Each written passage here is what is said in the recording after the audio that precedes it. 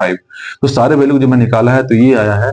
ये इंपॉर्टेंट है, थोड़ा सा आप इसको ध्यान में रखेंगे, 2-4 बार रखेंगे तो याद हो जाएगा। और ये याद होने की वजह से फायदा क्या होगा, जहां पे भी आपको जैसे हाइड्रोजन लाइक स्पीसीज है तो हाइड्रोजन का तो हमको एनर्जी पता है। अब हाइड्रोजन लाइक स्पीसीज में क्या सिर्फ चेंज होगा, वो जेड चेंज होगा, तो जेड का हम गुना कर देंगे क्योंकि एनर्जी लेवल तो हमको सबका पता है। अब मान लीजिए एनर्जी लेवल 4 पे हमको पूछा है लिथियम के लिए, तो लिथियम का सिर्फ जेड 3 हो जाएगा, बाकी तो एन हमारा 4 है ही, और हाइड्रोजन के लिए हमने याद कर रखा ही है। 2-3 थ्योरी है, प्लैंक्स क्वांटम थ्योरी। अब इस थ्योरी में क्या है कि अभी तक ये कहा जा रहा था, अभी अब जब हम लोग रदरफोर्ड मॉडल पढ़े थे तो ये पढ़े थे कि इलेक्ट्रॉन घूम रही है, और अभी तक ये माना जा रहा था कि इलेक्ट्रॉन कॉन्टिन्यूसली अपना एनर्जी लूज करती है। लूज करने की वजह से क्या होता है, वो धीरे धीरे करते करते अपनी एनर्जी खोते जाती उसके बाद फिर वो न्यूक्लियस में समा जाती है। लेकिन अगर ये ऐसे मान लिया जाए कि समा जाती है तो फिर एटम का स्ट्रक्चर ही धूमिल हो जाएगा, वो समाप्त हो जाएगा। लेकिन हमें तो पता है कि स्ट्रक्चर वो बना हुआ है कॉन्टिन्यूसली, आज से नहीं कई वर्षों से बना हुआ है।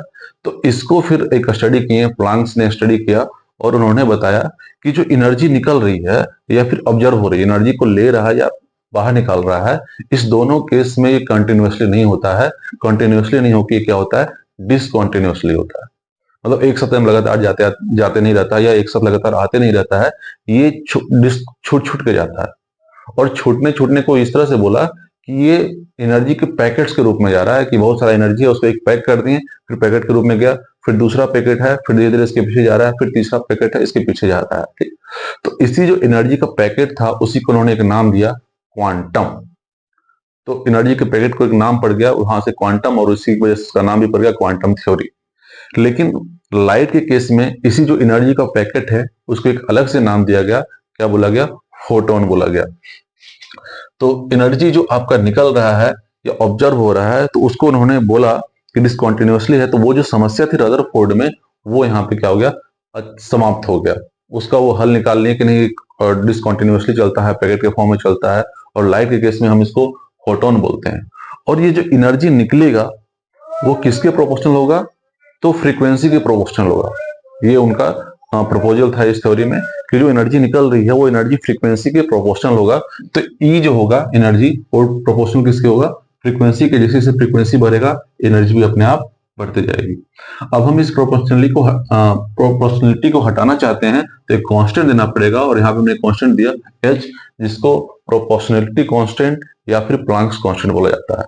इसका वैल्यू क्योंकि कांस्टेंट है, इसका वैल्यू भी एक निर्धारित कर दिया गया, और निर्धारित कितना गया है वैल्यू 6.62 इंटू 10⁻34 जूल सेकेंड। ठीक, इसको हम लोग बोल रहे हैं प्लांक्स कांस्टेंट। इसी को जो हम किलो जूल में लिखेंगे तो -37 हो जाएगा, इसी को जो हम अर्ज में लिखेंगे तो -27 हो जाएगा। ठीक, वो तो यूनिट चेंज होगा तो अपने आप वो थोड़ा बहुत चेंज हो जाएगा। कन्वर्जन तो आपको हम लोग पहले भी बता चुका है कि कैसे हम कन्वर्जन करते हैं। ठीक, अब जो इनका इसी थ्योरी में जो चौथा पॉइंट था वो ये था कि टोटल एनर्जी, मान लीजिए कि लगातार कोई वस्तु एनर्जी अपना निकाल रही है, तो निकाल रही तो मान लीजिए इतना एनर्जी निकला, तो ये जो एनर्जी निकला है ये हमेशा किसके मल्टीपल में होगा, इसी क्वांटम के इंटीग्रल मल्टीपल में होगा। जैसे मान लीजिए कि हमको पता है कि एक क्वांटम में 10 जूल एनर्जी है, तो अगर टोटल एनर्जी जो है वो उसी के फॉर्म में होगा, या तो 10 होगा, नहीं तो 20 होगा, नहीं तो 30 होगा, नहीं तो 40 होगा, तो उसके हमेशा मल्टीपल में होगा। इसलिए हमने उसको n नाम दिया, और n यहाँ पे क्या है, वो इंटीग्रल मल्टीपल है। n जो है वहां इंटीजर है, वो 1 2 3 4 कुछ भी हो सकता है। ठीक, अब देखिए यहाँ पे एक चीज जो गौर करने वाली बात यह है कि ये सब चीजें फॉर्मूला हमें याद होता है कि हाँ E बराबर h म्यू होता है, E बराबर किसके मल्टीपल में होगा तो n h म्यू हो जाएगा। लेकिन हम कन्वर्जन भूल जाते हैं। जो अभी हम आपको बताए थे, जब हम इसके टर्म्स डील कर रहे थे तो हम बताए थे कि कैसे t रिलेटेड है, t रिलेटेड है फ्रीक्वेंसी से, t बराबर 1/μ होता है। तो फ्रीक्वेंसी से रिलेट हो गया। उसी तरह से फ्रीक्वेंसी और स्पीड ऑफ लाइट और वेवलेंथ किससे रिलेटेड है, इसका रिलेशन भी आपको याद रखना पड़ेगा। तो अगर हम इसी को चेंज करें, जैसे मान लीजिए यहाँ पे h म्यू है, तो म्यू को अगर हम चेंज करें तो म्यू बराबर हम पहले लिखवा चुके हैं, तो यहाँ पे एनर्जी हो जाएगा NhC लेमडा। क्यों, क्योंकि हम म्यू बराबर लिखा चुके हैं C लेमडा। अब देखिए C क्या है, स्पीड ऑफ लाइट है, और स्पीड ऑफ लाइट इक्वल क्या आता है, डिस्टेंस इनटू टाइम। तो आपको पता है फ्रीक्वेंसी एक तरह का क्या है, टाइम है क्योंकि उसका यूनिट में भी आ रहा है पर सेकेंड, उसको हम डिफाइन किए थे तो हमने बताया था कि किसी एक पॉइंट से कितना वेव एक सेकंड में गुजरा है, उसी को हम लोग क्या बोल रहे हैं, फ्रीक्वेंसी बोल रहे हैं। तो ऐसे अगर आप थोड़ा थोड़ा रिलेट करेंगे, थोड़ा थोड़ा फिजिकल वाला चीज है, फिजिक्स वाला भी चीज है इसमें केमिस्ट्री में, तो इसको थोड़ा सा रिलेट करना पड़ेगा क्योंकि क्वांटम थोड़ा सा समझने के लिए आपको एक्स्ट्रा दिमाग थोड़ा सा लगाना पड़ेगा। तो इसी तरह से ये क्या हो गया, NhC बाई लेमडा। अगर हम इस लेमडा को भी अगर हम वेव नंबर में बदल दे तो हमको पता है कि वेव नंबर बराबर क्या होता है, 1/λ होता है। तो यहाँ पे 1/λ जो है इसको हम लोग फिर से कन्वर्ट कर सकते हैं, तो NhC और ये क्या हो जाएगा, न्यू बार। तो इस तरह से आपको चेंज करके क्वेश्चन में थोड़ा सा दिमाग लगाना पड़ेगा, और ये चेंज करने के बाद हमें रिलेशन भी पता चल जाता है। जैसे अगर हम बोले कि फ्रीक्वेंसी के साथ एनर्जी का क्या रिलेशन है, तो डायरेक्ट रिलेशन है, अगर फ्रीक्वेंसी बढ़ेगा तो एनर्जी बढ़ेगा। लेकिन अगर हम वही बात करें वेवलेंथ के साथ, तो वेवलेंथ के बढ़ने से एनर्जी क्या होगा, घटेगा। तो अगर ये आपको मान लीजिए कि थ्योरेटिकल क्वेश्चन भी इससे पूछा जाता है, तो अगर ये फॉर्मूला कन्वर्जन आपको आता है तो आप इसके थ्योरेटिकल कंसेप्ट को, थ्योरेटिकल क्वेश्चन को बहुत आसानी से सॉल्व कर सकते हैं। ठीक है, तो इन बातों का आप ध्यान रखेंगे। अब आता है, देखिए अभी तक जो हमने एटम का स्ट्रक्चर है डिफाइन करने चले थे, थॉमसन मॉडल पहले पढ़ा, फिर रदरफोर्ड मॉडल पढ़ा, लेकिन सब में कुछ ना कुछ खामियां थी। तो उन खामियों पे लोग काम करते करते बहुत सारी चीजों को बीच में लिए, संज्ञान में लिए, तो उसके बाद फिर से अपना एक और मॉडल देते गए। तो उसी में से एक लास्ट मॉडल जो आया है वो काफी हद तक सही था, वो था बोर एटॉमिक मॉडल। अब ये भी एटम पे अपना दिए हैं, थ्योरी दिए हैं कि हाँ एटम ऐसे होगा, न्यूक्लियस ऐसे सजा होगा, इलेक्ट्रॉन ऐसे रिवॉल्व करेगा। तो उसको अब हम लोग थोड़ा सा पढ़ते हैं। तो देखिए ये जो मॉडल दिए हैं, ये क्या है ना, बीच के जितने सारे थ्योरी हुए हैं उस सब थ्योरी को क्या किए, रिलेट कर लिए, जोड़ लिए। जैसे अभी क्वांटम है, क्लासिकल में जिससे हम लोग पढ़ते हैं वेलोसिटी है, फोर्स है, तो वो सब चीजें सबको रिलेट कर लीजिएगा। जिससे हम लोग क्लासिकल में पढ़ते हैं फोर्स के बारे में पढ़े तो सेंट्रीफ्यूगल फोर्स, सेंट्रीपिटल फोर्स, बहुत सारे फोर्स आते हैं, electrostatic force, coulombic force, angular momentum वगैरह आता है। तो ये हमारा हो गया क्लासिकल फिजिक्स।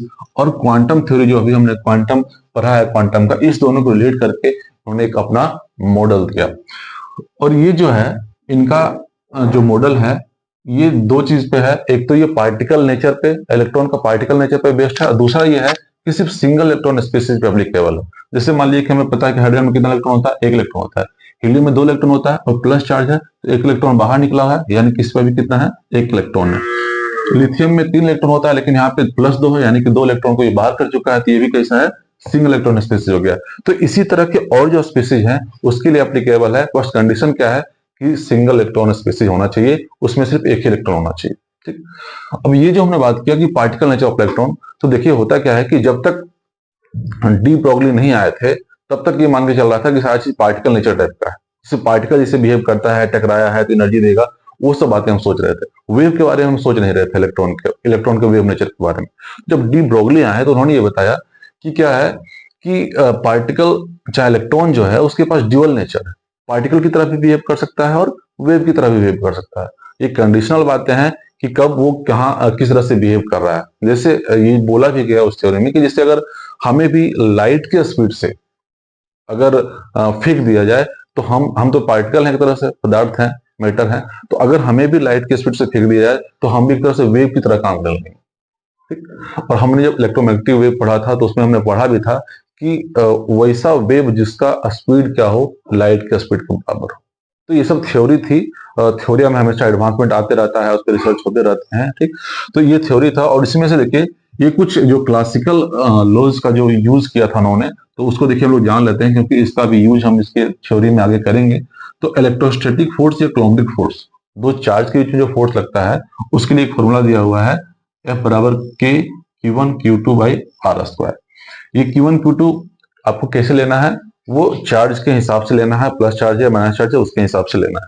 ठीक, सेंट्रीफ्यूगल फोर्स, सेंट्रीफ्यूगल फोर्स क्या होता है, देखिए जैसे मान लीजिए कि ये सर्कुलर मोशन हो रहा है, तो सर्कुलर मोशन हो रहा है, तो इसमें अगर कोई पार्टिकल यहाँ पे है, फिर पार्टिकल यहाँ पे आई, फिर पार्टिकल यहाँ पे आई, तो इसको कोई ना कोई एक फोर्स है जो इसको अंदर की ओर बांधे हुए है, नहीं तो ये फेंका के बाहर हो जाता।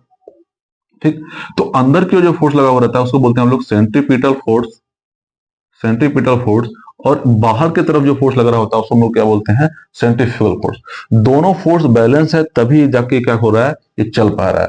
तो जितना फोर्स अंदर लग रहा है उतना ही फोर्स बाहर भी लग रहा है, और फोर्स लगाने वाला कौन है, ये इस चीज पे डिपेंड करता है कि हम कैसे घुमा रहे हैं। जैसे अगर रस्सी के केस में हम बात करें तो रस्सी के केस में क्या हो रहा है कि वहां पे जो टेंशन फोर्स है उसका वही लगा रहा है सेंट्रीफ्यूगल फोर्स, लेकिन अगर हम अर्थ और सन के रोटेशन की बात करें तो यहाँ पे जो ग्रेविटेशनल फोर्स है वो सेंट्रीफ्यूगल फोर्स का काम कर रहा है। तो कौन सा फोर्स काम किसके संदर्भ में हम बात कर रहे हैं उस पर डिपेंड करता है कि कौन वहां पे सेंट्रीफ्यूगल या सेंट्रीफ्यूगल फोर्स लगा रहा है। लेकिन बस हमको ये समझना है कि किसी भी पॉइंट अगर बैलेंस है, अगर वहीं पर रुका हुआ है, उसी पाथ पे चल रहा है, तो एक फोर्स अंदर की ओर लग रहा है, एक फोर्स बाहर की ओर लग रहा है। अंदर की ओर लगने वाले फोर्स को हम लोग बोल रहे हैं सेंट्रीपिटल फोर्स, और बाहर की ओर फोर्स लगने वाले को बोल रहे हैं हम लोग सेंट्रीफ्यूगल फोर्स। तो देखिए हम लोग सेंट्रीपिटल का मान हम लोग जानते हैं कि mv² होता है, यहाँ पे v²/r जो है वो एक्सेलरेशन है, सेंट्रीपिटल एक्सेलरेशन है। तो जितना फोर्स अंदर लग रहा था अभी जिसने बोला उतना ही बाहर लग रहा है। अगर मान लीजिए यहाँ पे कोई और सोर्स काम कर रहा होता तो ये फोर्स उसके बराबर हो जाता, टेंशन के बराबर हो जाता, कहीं पे ग्रेविटेशन के बराबर हो जाएगा। तो वो डिपेंड करता है कि सिचुएशन क्या है। अब है लास्ट एंगुलर मोमेंटम। तो एंगुलर मोमेंटम का फॉर्मूला होता है mvr। अब इसको आप लोग देख लीजिए और इसी के आधार पे अभी हम बोर के कुछ पोस्टुलेट्स दिए थे उसको डिस्कस करेंगे और उसके बाद उसके एप्लीकेशन को करेंगे। तो अभी हम समझ लेते हैं कि पोस्टुलेट क्या होता है। पोस्टुलेट देखिए क्या होता है, पोस्टुलेट क्या होता है कि कोई भी चीज जिसको सच मान लिया गया, जिसको सच मान के हम कोई और थ्योरी पे अप्लाई कर रहे हैं। जैसे बोर के हिसाब से बहुत सारे पोस्टुलेट हैं, उसको भी हम बताएंगे इस जस्ट बाद। पोस्टुलेट में यह है कि जैसे कि प्रोटॉन और न्यूट्रॉन जो है न्यूक्लियस में रहते हैं, इलेक्ट्रॉन न्यूक्लियस के चारों तरफ घूमते हैं, ठीक। एनर्जी का मान क्या होगा, तो ये सारी चीजें जो है वो पहले मान ली हैं और उसके बेसिस पे कुछ जो नया थ्योरी प्रूव करना था वो हम इसका आधार लेके, पोस्टुलेट को आधार लेके हम उसको प्रूव करते हैं, ठीक। तो अब इसको देख लीजिए पहले। लोग एटॉमिक बोर मॉडल कर रहे थे और बोर मॉडल में हमने बताया था कि बोर मॉडल अपना मॉडल प्रस्तुत करने से पहले वो कुछ पोस्टुलेट दिए थे। तो पोस्टुलेट क्या दिए थे, वो मतलब एक तरह का जिसको सच हम मान लिए हैं उसके आधार पे हम कोई और थ्योरी देना चाहते हैं तो पहले हम ये मान लेते हैं हाँ ये ऐसा होता है, ठीक। तो उसी तरह के कुछ 5-6 पोस्टुलेट दिए हैं बोर ने। तो सबसे पहला जो पोस्टुलेट है हमारा वो ये कह रहा है कि जो न्यूक्लियस है उसमें प्रोटॉन और न्यूट्रॉन रहते हैं, और ये भी बताएगा कि न्यूक्लियस का जो साइज है वो बहुत छोटा है। तो बेसिकली मतलब ये बोला जा सकता है कि प्रोटॉन न्यूट्रॉन कहाँ रह रहे हैं, न्यूक्लियस में रह रहे हैं, उनका साइज बहुत छोटा है। दूसरा उन्होंने ये बोला कि electron revolve in same way as planet revolve around the sun. मतलब इलेक्ट्रॉन उसी तरह से घूम रहा है जैसे क्या है कि बीच में अगर ये सूर्य है तो इसके चारों तरफ हम परिक्रमा लगा रहे हैं, तो उसी तरह से अगर ये बीच में न्यूक्लियस है तो इलेक्ट्रॉन क्या करता है, इसके चारों तरफ परिक्रमा लगाता है, ठीक। और इसका जो ये फोर्स है ये लगाने में, तो जाहिर सी बात है कोई ना कोई फोर्स चाहिए, नहीं तो क्या होगा कि ये घूम ही नहीं पाएगा। तो एक फोर्स नीचे की तरफ चाहिए, एक फोर्स ऊपर की तरफ चाहिए। जिससे कि मान लीजिए कि ये जो माइनस चार्ज है इलेक्ट्रॉन का, ये प्लस चार्ज को खींच रहा है, तो इसको जो खींच अंदर के फोर्स लगा उसको हम लोग बोलते हैं सेंट्रीपिटल फोर्स। तो इसको बैलेंस करने के लिए कोई ना फोर्स ऊपर चाहिए जिसको हम लोग क्या बोलते हैं, सेंट्रीफ्यूगल फोर्स। तो यहाँ पे जो अंदर की फोर्स लगा रहा है वो कौन लगा रहा है, इलेक्ट्रोस्टैटिक फोर्स लग रहा है, क्योंकि चार्ज की वजह से फोर्स लग रहा है अंदर।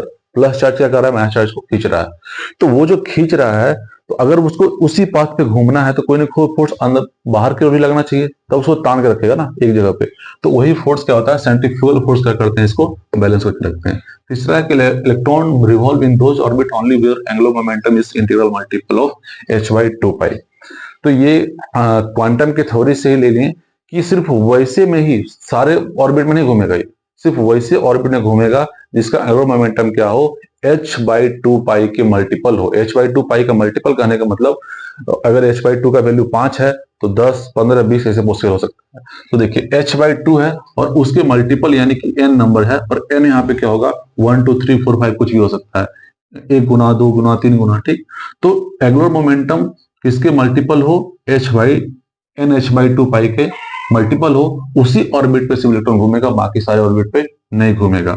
और इसमें कंडीशन जो है n का वैल्यू आप फ्रैक्शन नहीं ले सकते हैं, जैसे 1.5 या 3/2 इस तरह का कुछ नहीं हो सकता है। वो हमेशा क्या होगा, इंटीग्रल मल्टीपल होगा, उसी पे इलेक्ट्रॉन रिवॉल्व करेगा।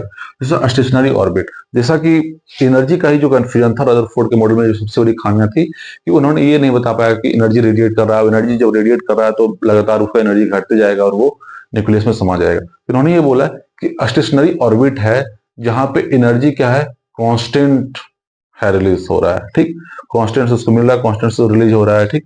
तो उसका क्या है, एनर्जी क्या है, कांस्टेंट है, तो उसी को हम लोग क्या बोल दिए, स्टेशनरी ऑर्बिट बोल दिए।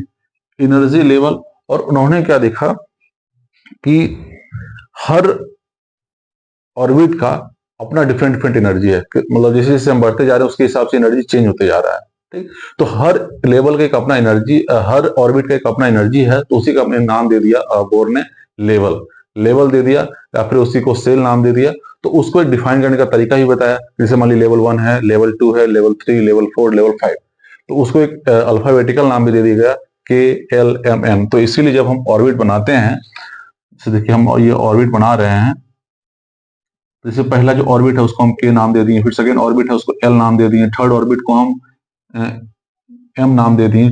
तो चाहे तो हम इसको न्यूमेरिकल फॉर्म में दे सकते हैं, इसको 1 बोल सकते हैं, इसको 2 बोल सकते हैं, इसको लेवल 3 बोल सकते हैं, या फिर के एल एम करके भी डिफाइन कर सकते हैं। तो बोर्ड ने क्या किया, सारे ऑर्बिट को एक लेवल की तरह डिफाइन कर दिया।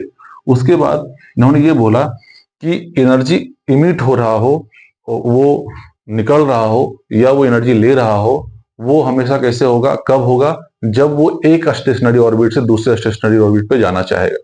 जैसे मान लीजिए कि हम नीचे वाले ऑर्बिट में, हमको ऊपर जाना है, तो जाहिर सी बात है ऊपर जाने के लिए कुछ ना कुछ एनर्जी लेना पड़ेगा। तो हम क्या कर रहे हैं, इस स्टेशनरी ऑर्बिट से इस स्टेशनरी ऑर्बिट पे जा रहे हैं, तो एनर्जी क्या लेंगे, यानी कि एनर्जी ऑब्जर्व होगा।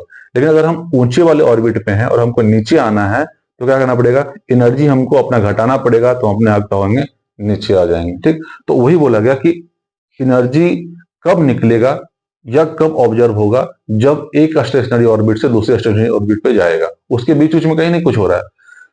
स्टेशनरी ऑर्बिट या लेवल जो है वो डिफाइन कर दिए हैं, और इसके बीच में जब होगा ट्रांसफर, तभी एनर्जी का रिलीज होगा या फिर वो ऑब्जर्व होगा, उसके बीच में कहीं नहीं होगा, ठीक। अब है कि ये तो आधार था, पोस्टुलेट था, जिसको माने कि हाँ इस तरह से एटम है, इस तरह से सजा हुआ है, ऐसे ऐसे एटॉमिक मॉडल होगा। तो उसके बेसिस पे ये कुछ ना कुछ एक थ्योरी को प्रूव करना चाहते थे। तो ये सारी बातें को, सारे साइंटिस्ट की बातें को कैलकुलेट किए, और उन्होंने जो खामियां था उसको दूर करने की कोशिश किया। अब आते हैं कि उसके एप्लीकेशन, ये जो पोस्टुलेट हम माने हैं उसी के आधार पर बहुत सारे एप्लीकेशंस हैं, उपयोग हैं, जिसको बोर मॉडल ने बताया। तो सबसे पहला जो हमारा उपयोग है वही कि रेडियस ऑफ ऑर्बिट, ये तो डिफाइन कर चुके थे कि रेडियस होगा, ये ऑर्बिट बनेगा, स्टेशनरी ऑर्बिट होगा, इसको हम लेवल बोलेंगे। तो अब हम डिफाइन करते हैं कि हर ऑर्बिट का कितना रेडियस हो, कितना दूर फैला हुआ है। तो उसके लिए हमको क्या करना पड़ेगा, इस थोड़ा प्रूव करना पड़ेगा कि कैसे कैसे आया है, कुछ मैथमेटिकल फॉर्मूलाज लगाना पड़ेगा, और कुछ जो कॉन्सेप्ट, प्रीवियस कॉन्सेप्ट है, जैसे क्वांटम का कॉन्सेप्ट है, वो सब हमको यूज करना पड़ेगा। तो देखिए, अगर यहाँ पे न्यूक्लियस है, न्यूक्लियस में कुछ प्लस चार्ज है, तो मान लीजिए कि प्लस चार्ज वो कितना है नहीं है वो तो एटम पे डिपेंड करता है। अब हमने पहले ही बता दिया है कि बोर मॉडल जो एप्लीकेबल है वो सिर्फ किस पे है, सिंगली इलेक्ट्रॉन पे है। तो जाहिर सी बात है सिंगली इलेक्ट्रॉन पे अगर है, तो अगर हम लिथियम ले रहे हैं तो उसमें जाहिर सी बात है +2 चार्ज होगा, ठीक। और इलेक्ट्रॉन तो हमेशा क्या होगा, सिंगल होगा। अब हम बात करते हैं, तो ये प्लस चार्ज है, माइनस चार्ज है, तो ये क्या करेगा, एक दूसरे को खींचेगा, जाहिर सी बात है अट्रैक्शन फोर्स होगा, जिसको हम लोग कोलॉम्बिक फोर्स या इलेक्ट्रोस्टैटिक फोर्स बोलते हैं। और इसी को बैलेंस करने के लिए अभी जस्ट बताए थे हम आपको, एक फोर्स ऊपर लगेगा, जिसको हम लोग क्या बोलते हैं, सेंट्रीफ्यूगल फोर्स, अंदर की ओर सेंट्रीपिटल फोर्स। तो अब देखिए यहाँ पे जो फोर्स लग रहा है इलेक्ट्रोस्टैटिक फोर्स, वो हम लोग बता सकते हैं वो कितना होता है कि Zd² / R²। Zd² क्यों बोला गया है, क्योंकि ये 12th में पढ़ना है आपको इलेक्ट्रोस्टेट में। हालांकि देखिए F बराबर क्या होता है कि Q1Q2/R², इलेक्ट्रोस्टैटिक फोर्स इतना ही होता है। अब Q1 Q2 क्या है, दो चार्ज हैं, तो यहाँ पे चार्ज का भी हमको नंबर तो नहीं पता है, तो हम इसको Z मान लिए कि भाई अगर इसका एटॉमिक नंबर इतना है तो इतना चार्ज होगा, ठीक। तो चार्ज हम Ze मान लिए हैं, और इलेक्ट्रॉन तो हमेशा क्या होना है, एक होना है। तो इस पे प्लस Zd चार्ज है और इस पे क्या होगा, -C चार्ज। तो दो चार्ज मिल गए हमको, उसी दोनों चार्ज को गुणा कर दिए हैं, Zd चार्ज और इंटू E चार्ज, इसी से क्या बन गया, Zd²। ओके, तो कांस्टेंट है हमेशा, और R² हमको निकालना है। तो R² हम इसको डिफाइन कर दिए हैं कि एटम जो रिवॉल्व कर रहा है वो इलेक्ट्रॉन से रेडियस कितना बना रहा है, वो R का रेडियस बना रहा है, ठीक। अब इसको बैलेंस करने के लिए हमको क्या बताएं कि जितना इलेक्ट्रोस्टैटिक फोर्स लग रहा है वो बराबर किसके होगा, सेंट्रीफ्यूगल फोर्स के बराबर होगा। तो यहाँ पे ये इलेक्ट्रोस्टैटिक फोर्स है, एफसी बराबर इलेक्ट्रोस्टैटिक फोर्स है, तो इलेक्ट्रोस्टैटिक फोर्स किसके बराबर होगा, सेंट्रीफ्यूगल फोर्स के बराबर होगा। तो देखिए यहाँ पे जो सेंट्रीफ्यूगल फोर्स लगा रहा है वो भी हमने आपको इससे जस्ट प्रीवियस पहले जब बोर्ड मॉडल स्टार्ट किए थे तो बताए थे कि सेंट्रीफ्यूगल फोर्स जो ऊपर की तरफ लग रहा है वो कितना लग रहा है, mv स्क्वायर मास गुने एक्सेलरेशन। और ये हमारा क्या था, अंदर क्यों लग रहा है, तो अंदर और बाहर वाला दोनों फोर्स क्या हो गया, हमारा बैलेंस हो गया। तो अगर हम यहाँ से भी स्क्वायर निकालना चाहें, भी निकालना चाहें तो कितना हो जाएगा, के जेड ई स्क्वायर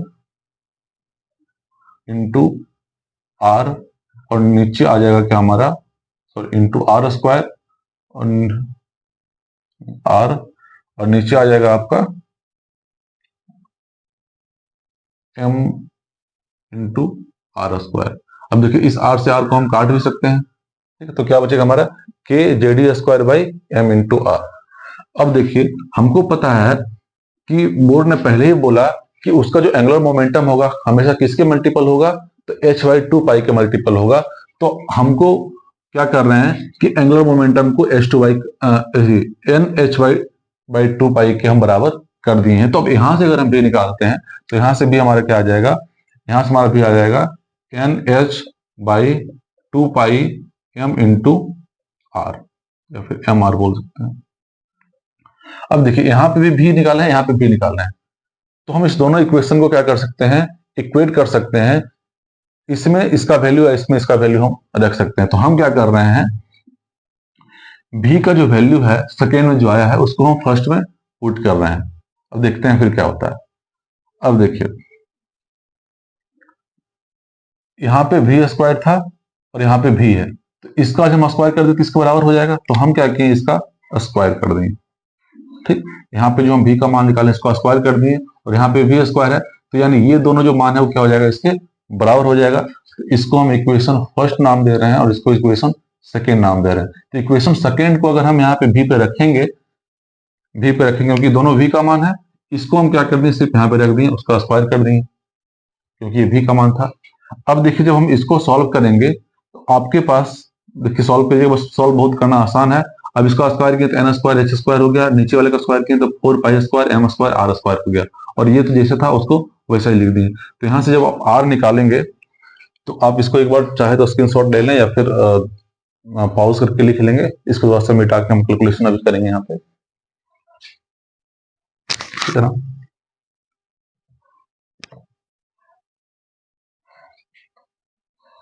अब देखिए यहां से अगर हम आर निकालना चाहें तो हमारा आर क्या निकल के आएगा,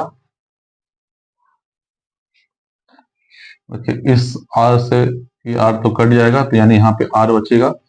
आर को अगर हम उधर करते हैं तो नीचे आ जाएगा हमारा एन स्क्वायर एच स्क्वायर, और एम से हमारा एम भी कट जाएगा, तो यहाँ बचेगा N square by S square 4 pi square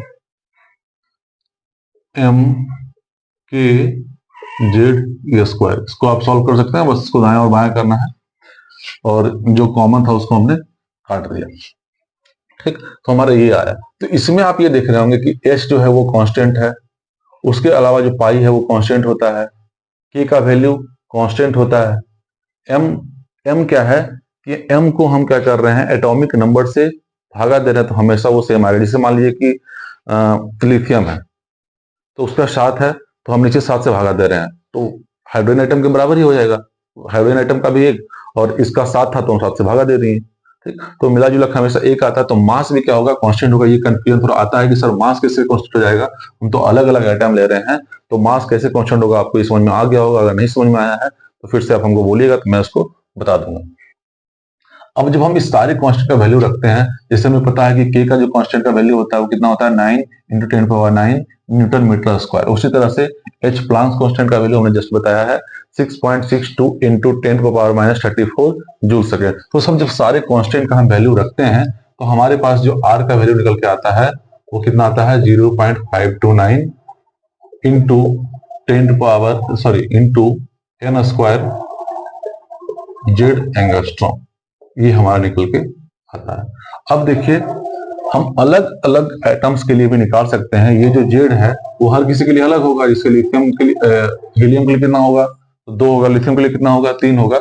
और एन स्क्वायर जो है यहाँ पे वो ऑर्बिट का नंबर, किस ऑर्बिट का आप निकालना चाहते हैं उसके हिसाब से हम निकालेंगे, तो आराम से आप इसका रेडियस निकाल सकते हैं। ठीक, तो ये इसका एक एप्लीकेशन हुआ। और इसके एक दो और एप्लीकेशन है, जैसे कि हम इसका वेलोसिटी भी निकाल सकते हैं, इसका एनर्जी भी निकाल सकते हैं कि वो एटम है।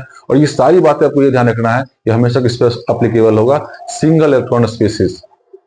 ठीक, तो हाइड्रोजन लाइक स्पीसीज बोले या सिंगल इलेक्ट्रॉन स्पीसीज बोले, तो आप इसको अच्छे से एक बार देख लीजिए।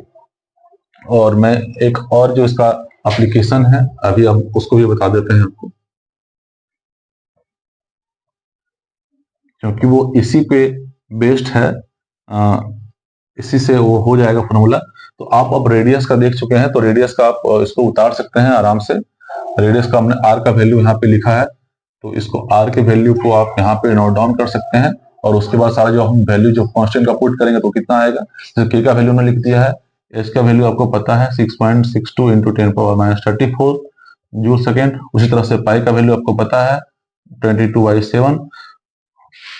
ठीक, एम का वैल्यू यहाँ पे 1 हो जाएगा। और उसके अलावा जेड तो हमने उतार ही दिया है, एन तो हमने उतार ही दिया है, एच का वैल्यू लिख दिया है 4, तो 4 की जगह पे 4 आ जाएगा। तो इस सारे कैलकुलेशन करने के बाद हमें ये मिलता है। ठीक, अब इसको देख लीजिए। अब हम देखते हैं कि कैसे हम v को निकाल सकते हैं, इसके वेलोसिटी को निकाल सकते हैं। तो देखिए अभी हमने देखा कि v बराबर क्या आ गया हमारा, इसको आपको यहां तक लिखना है। अगर आप इसको प्रूव करेंगे तो ये सारी चीजें आपको डायग्राम भी पढ़ना है, यहां तक लिखना है। और यहां से हम सीधे ले रहे हैं कि v स्क्वायर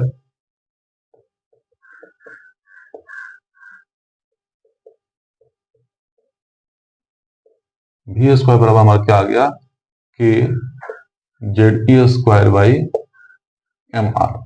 ठीक, अब हम मोमेंटम से अगर देखते हैं तो मोमेंटम हमारा किसके बराबर है, M B R N H by 2 pi के बराबर है।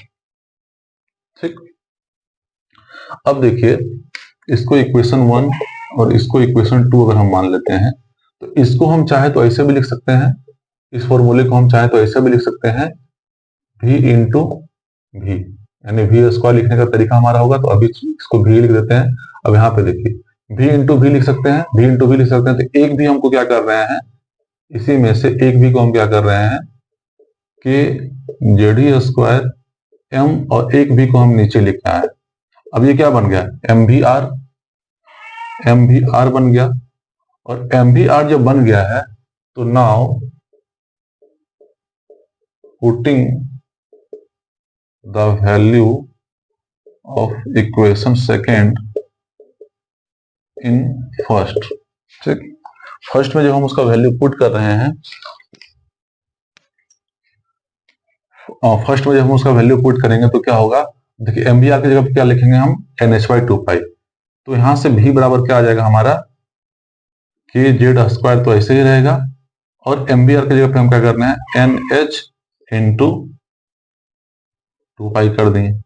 अब इसमें भी आप जब देखेंगे तो पाई का वैल्यू कांस्टेंट है, के का वैल्यू कांस्टेंट है, एच का वैल्यू कांस्टेंट है। जब हम इसको सॉल्व करेंगे, ये हमारा v का फॉर्मूला आ गया। जब हम इसको सॉल्व करेंगे तो देखिए जो भी कांस्टेंट वैल्यू है उसकी जगह पे क्या आ जाएगा, 1.88 इंटू 10⁻6 आ जाएगा। और हमारा नीचे ऊपर जो बचा है वो z और n बचा है। तो ये हमारा ये हो जाएगा वेलोसिटी। और वेलोसिटी का यूनिट क्या होता है, मीटर पर सेकेंड। तो यहां से हमारा दो एप्लीकेशन तो आपको समझ में आ गया। पहला एप्लीकेशन तो हमारा ये था कि रेडियस कैसे निकाला जाए। तो रेडियस थोड़ा सा डिफिकल्ट था, लेकिन रेडियस के आधार पे हम वेलोसिटी को बहुत आसानी से लिख पाए। आपको वेलोसिटी में बस ये ध्यान रखना है कि यहाँ से लेके यहाँ तक लिखना है। और उसके बाद हमें पता है कि मोमेंटम जो होते हैं वो किसके बराबर होते हैं, किसके मल्टीपल होते हैं, h/2 पाई के मल्टीपल होते हैं।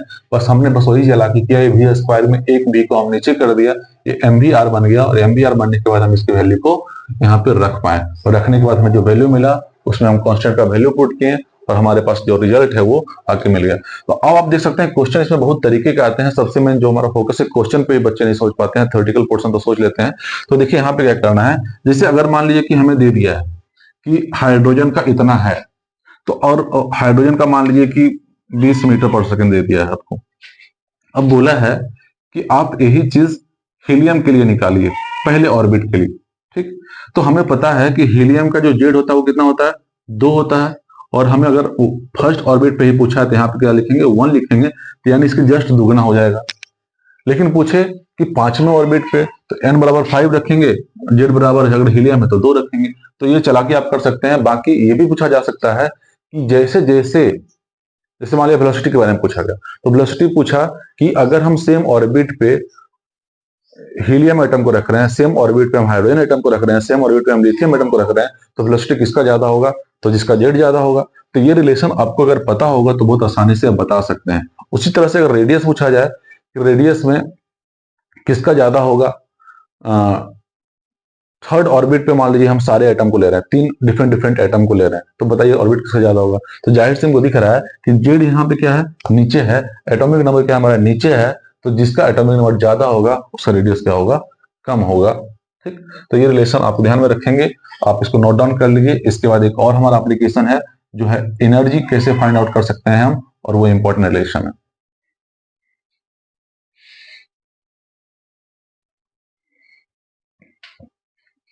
देखिए हम 2 एप्लीकेशन हम लोग पढ़ चुके हैं। पहला बोर मॉडल का जो पहला एप्लीकेशन था वो हमने रेडियस निकाल के दिखाया। दूसरा एप्लीकेशन ये था कि वेलोसिटी ऑफ इलेक्ट्रॉन दिखाया। अब तीसरा है कि कितना एनर्जी होगा जब वो फर्स्ट ऑर्बिट पे है, चाहे सेकंड ऑर्बिट पे है, चाहे थर्ड ऑर्बिट पे है, तो कितना एनर्जी होगा, अब हम इसको कैलकुलेट करना चाहते हैं। तो देखिए इसको हम कैसे कर सकते हैं। हमें पता है कि जो टोटल एनर्जी होता है वो 2 फॉर्म में होता है, एक potential energy plus kinetic energy. दोनों को मिला दे तो हमको क्या निकल जाएगा, टोटल एनर्जी। तो मान लीजिए कि अगर हम टोटल एनर्जी को ई माने हैं, तो यानी टोटल एनर्जी को ई मानने का मतलब वो potential energy plus kinetic energy का सम है। तो हमने वही इक्वेशन को लिया है कि टोटल एनर्जी ई है, तो वो किसका सम होगा, पोटेंशियल एनर्जी का सम होगा, और सॉरी काइनेटिक एनर्जी का सम होगा और पोटेंशियल एनर्जी का सम होगा। और हमको ये पता है, ये आपको थोड़ा बाद में होता है कि पढ़ाया जाएगा आगे भी। तो अभी के लिए हम आपको बता दें, जो पोटेंशियल एनर्जी का फॉर्मूला होता है वो होता है माइनस के जेडी स्क्वायर बाय आर, और काइनेटिक एनर्जी का जो फॉर्मूला होता है के जेडी स्क्वायर बाय 2r।